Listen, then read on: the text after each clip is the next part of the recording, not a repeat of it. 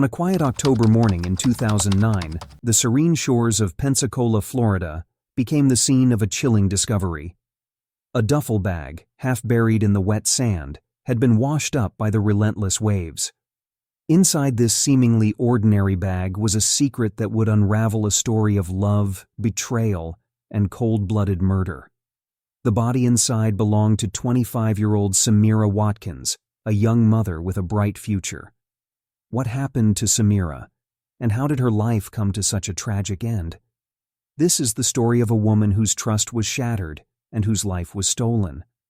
To those who knew her, Samira Watkins was a beacon of warmth and love. At just 25, she had already embraced the challenges of motherhood, raising her 4-year-old son with unwavering dedication. Samira was expecting another child, a new chapter in her life that she eagerly anticipated.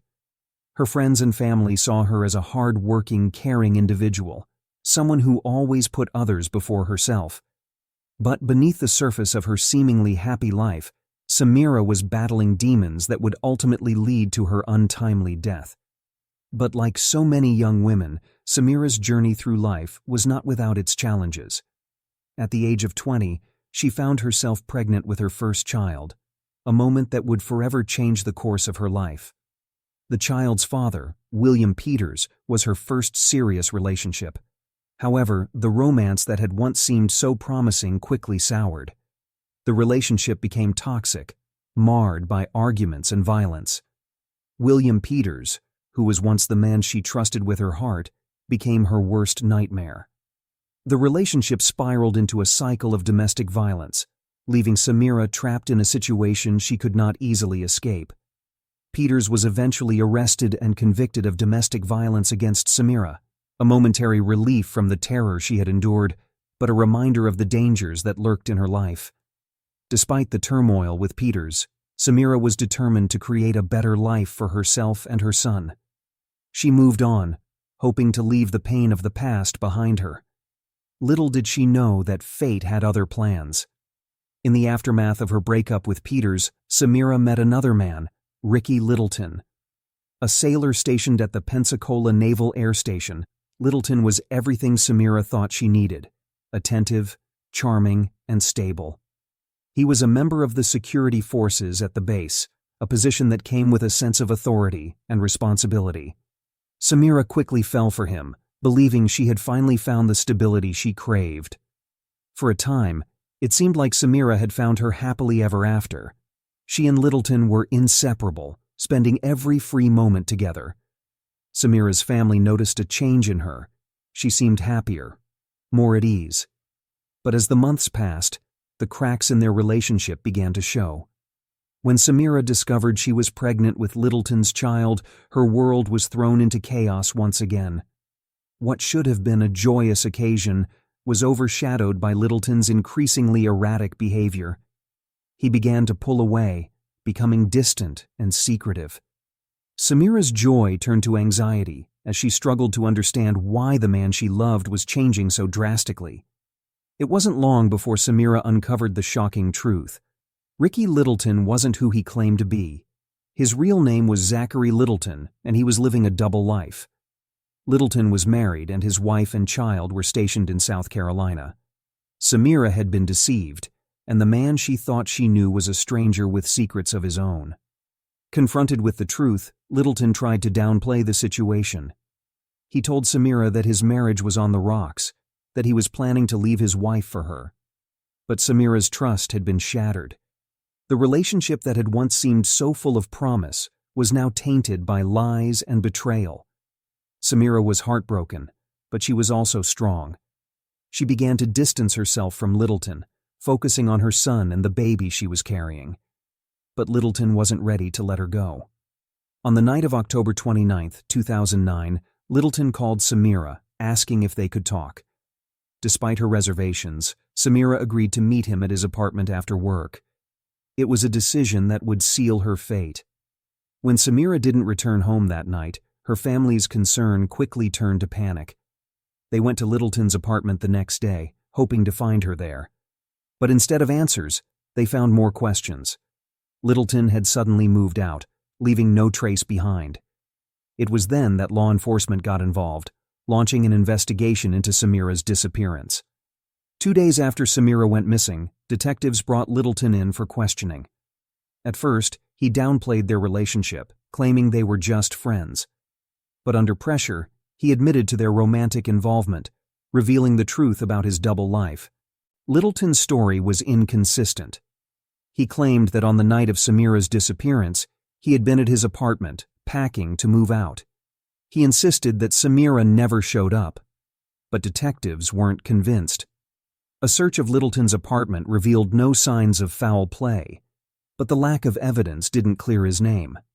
The investigation took a turn when detectives discovered reports of past domestic violence between Samira and William Peters, the father of her first child. Peters had recently been released from prison, making him a potential suspect. But Peters had an alibi. He was working with his family's cleaning service at the time of Samira's murder, a fact that was quickly verified. 4 days after Samira went missing, 2 jet skiers made a horrifying discovery.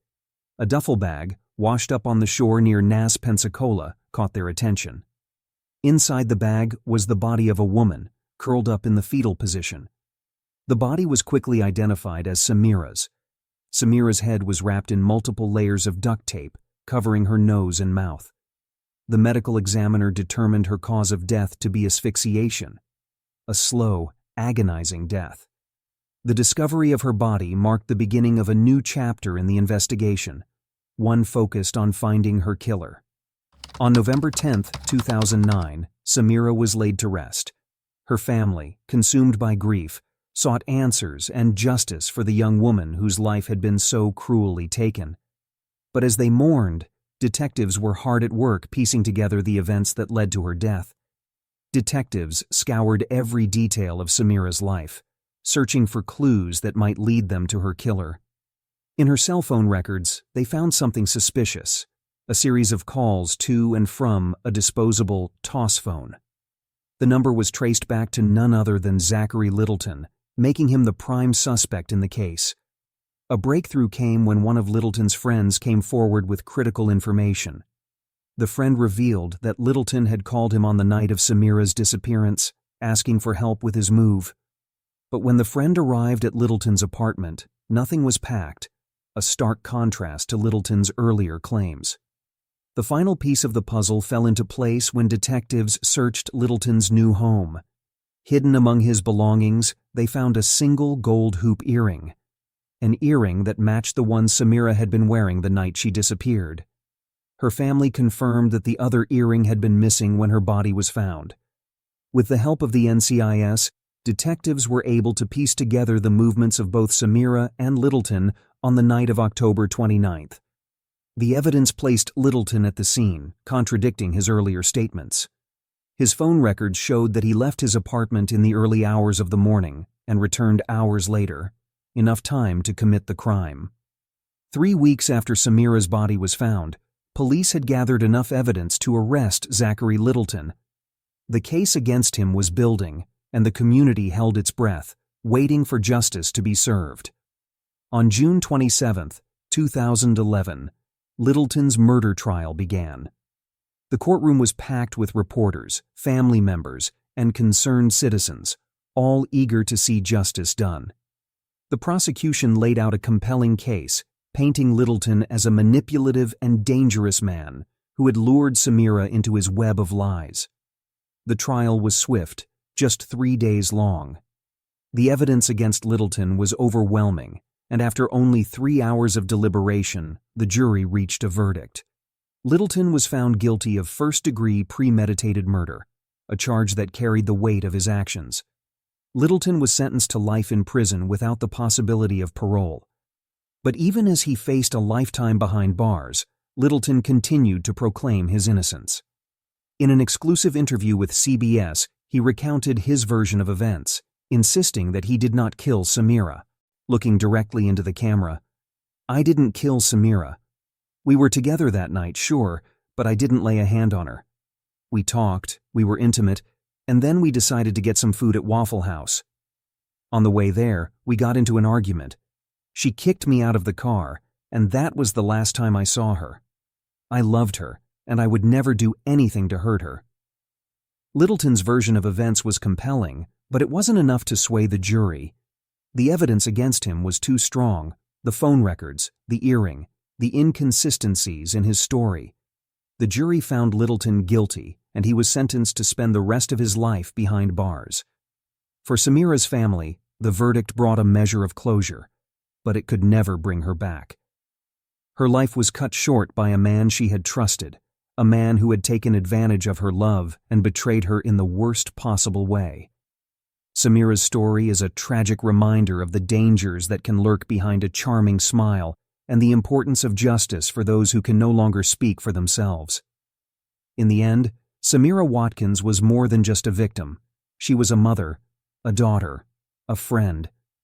Her memory lives on in the hearts of those who loved her, and her story serves as a cautionary tale for us all. Though justice was served, the pain of her loss will never fade. This is the legacy of Samira Watkins, a life taken too soon, but never forgotten.